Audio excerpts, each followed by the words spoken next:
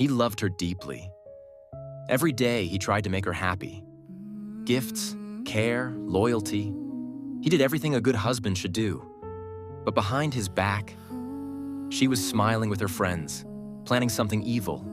Not love, not peace, but his death. She wanted him gone, so she could take everything he owned. One night, the truth came out.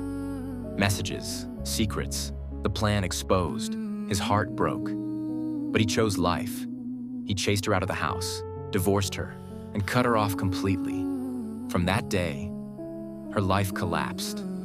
Friends turned away. People whispered, "She's evil." No help, no support, no mercy.